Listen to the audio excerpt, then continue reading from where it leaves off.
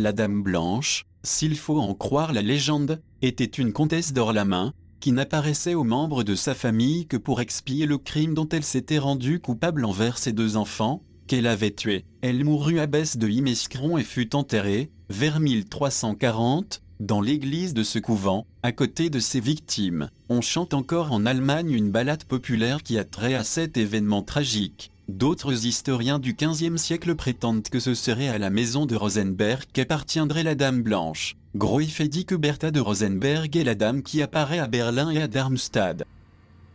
On rapporte que la landgrave Caroline Henriette de Hesse, femme de Louis IX, vit un soir la Dame Blanche dans les galeries du palais de Darmstadt. Cette princesse, rentrant dans son appartement, accompagnée d'un page, une torche à la main, s'aperçut que celui-ci reculait épouvanté en voyant un fantôme qui s'élevait devant lui. « Soyez sans crainte », lui dit avec calme la landgrave, en faisant une profonde révérence, et saluez respectueusement, comme moi, la Dame Blanche que je reconnais, c'est une bonne dame de notre maison, qui vient ici que dans le but que sa descendance soit toujours préparée à paraître devant Dieu.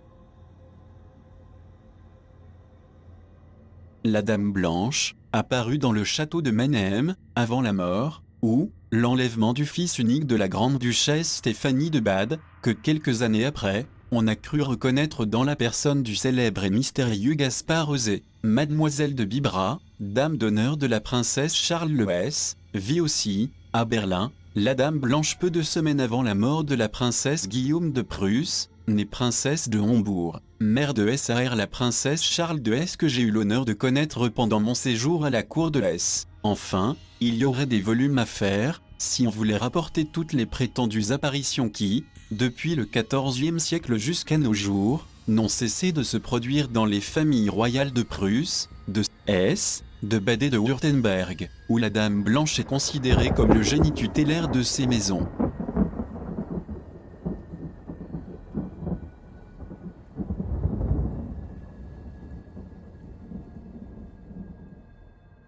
Henri Jouve et Martial Moulin publièrent La Revue des journaux et des livres. L'édition du 14 novembre 1886 nous donne quelques extraits de l'ouvrage La Dame Blanche des Hohenzollern. Le mystérieux fantôme fit beaucoup parler de lui, surtout au commencement de ce siècle, lors de l'occupation de Beyrouth par les Français. Il paraît que la Dame Blanche avait à cœur de harceler les ennemis des Hohenzollern. De 1806 à 1809, alors que les troupes françaises passaient et repassaient sans cesse à Beyrouth, les officiers logés au château constataient fréquemment, affirme-t-on, l'apparition de la Dame Blanche. En 1809, notamment, on rapporte qu'elle se fit voir au général d'Espagne dès la nuit qui suivit l'arrivée de celui-ci au château. La légende ajoute que le spectre malmena l'officier général de la plus rude façon, roulant son lit vers le milieu de la chambre, et finalement le lui renversant sur la tête en mettant tout sens dessus-dessous. Quand l'officier d'ordonnance, entendant du bruit et des cris d'appel au secours, pénétra dans la chambre, il trouva son chef étendu sous le lit et tremblant de tous ses membres. Le lendemain matin, le général parcourut les diverses pièces du château, et, dans la salle des portraits, apercevant celui de la Dame Blanche, peinte, habillée de noir avec une collerette et une capuche blanche, il s'écria tout à coup, la montrant du doigt, la voilà, celle qui m'est apparue. Le général d'Espagne quitta le château le jour même. Quelques semaines plus tard, il tombait mortellement frappé, le 21 mai 1809, à la bataille d'Aspern, Essling. Dans la plupart des cas précités, celui qui aurait voulu aller au fond des choses, aurait probablement trouvé, sous les voiles de la prétendue Dame Blanche, des éléments un peu plus substantiels que ceux qui sont réputés constituer la subtile essence des fantômes. L'historien Jules de Minutoli, à propos des mystérieuses apparitions de la Dame Blanche à Beyrouth, à partir de 1486, fait cette curieuse remarque, que le spectre apparaissait généralement quand il semblait aux chevaliers et aux fonctionnaires qu'il était temps de quitter la triste ville de Beyrouth pour aller reprendre la vie gaie et active de la cour. Le même historien nous raconte qu'en 1540, le margrave Albrecht vit la Dame Blanche, mais que, ne voulant point être dupe, il alla au renseignement. Ayant appris que le fantôme avait pour habitude de faire une ronde la nuit, à travers certains appartements du château, il se mit aux aguets, se précipita sur lui au moment de son passage et le jeta au bas de l'escalier. Le lendemain, On lui dit qu'une personne de sa domesticité avait été trouvée morte, gisant au bas de l'escalier, probablement tuée par la Dame Blanche. 20 ans plus tard, le margrave Georges Frédéric eut l'idée de reconstruire le château de Plassembourg. La chose ne plaisait pas beaucoup, paraît-il, à certaines personnes de son entourage. Or, il se trouva que, fort à propos, la Dame Blanche fit à ce moment un tel tapage nocturne, que le margrave se le tint pour dit et renonça à son projet.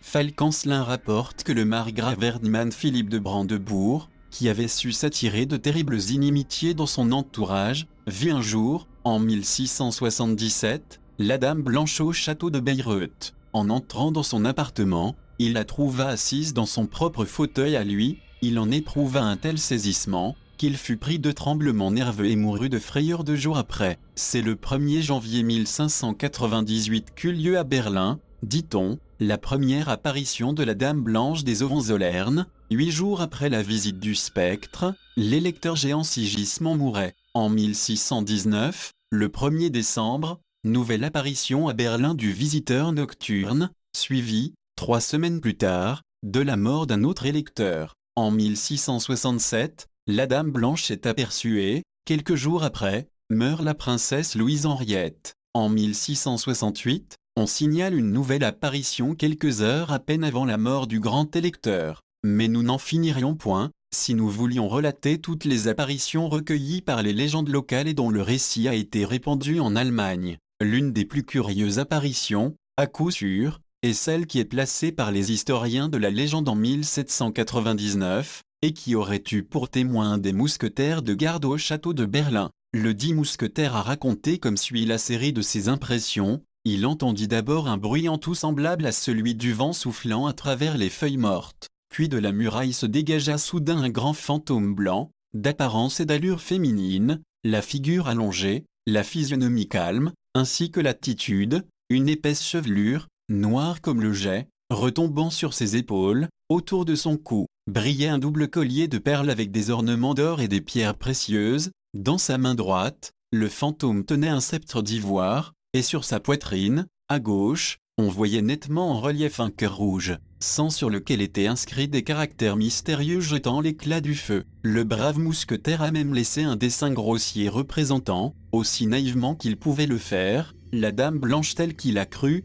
la voir. Ce dessin a été placé comme frontispice d'une brochure écrite ou dictée par lui sur la Dame Blanche, avec le titre suivant. L'apparition de la Dame Blanche au château de Berlin est réelle, remarquable prophétie faite par elle dans la nuit du 31 mars au 1er avril de l'an 1799, racontée par un mousquetaire qui était de garde au château en cette même nuit.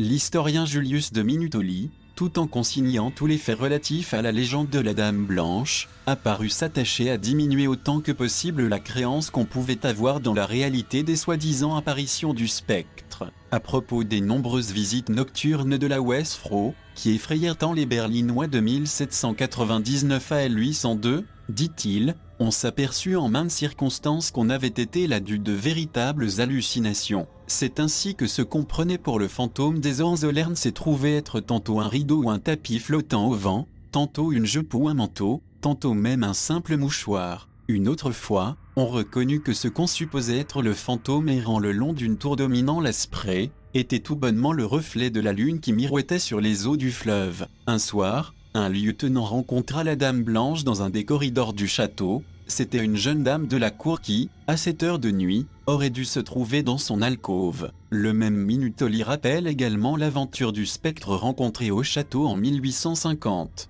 La sentinelle qui le vit passer lui envoya sa baïonnette au travers de ses voiles flottants. Le spectre, apparemment touché au vif, poussa un cri plaintif. Au mois de mai suivant, un sous-officier fut terrifié en apercevant distinctement la Dame Blanche qui se promenait lentement et silencieusement autour de la fontaine, dans la cour du palais. Or, le lendemain, on apprit que la prétendue Westfrau n'était autre qu'une vieille et respectable cuisinière, sourde muette, qui avait quitté sa cuisine en négligé afin d'aller se rafraîchir au serin de la nuit. Une des dernières apparitions de la Dame Blanche dans l'Europe centrale a eu lieu en 1873. Cette fois, ce n'était plus à Berlin, mais à Vienne. La présence réelle de la Westfrau sous les espèces d'un fantôme fut encore mise en discussion. Le bruit courut, en effet, à l'époque, que la sentinelle à laquelle apparut le dit fantôme essaya l'effet de sa baïonnette sur la forme blanche. Le lendemain de l'apparition, on chuchotait au palais impérial que quelqu'un avait été mystérieusement blessé la nuit précédente. C'était, en effet, une dame appartenant à la maison de l'impératrice. On le voit, quand on presse un peu les légendes qui ont été mises en circulation sur la Dame Blanche, il n'est pas difficile de découvrir que des faits bien naturels ont donné lieu à ces récits d'esprits errants.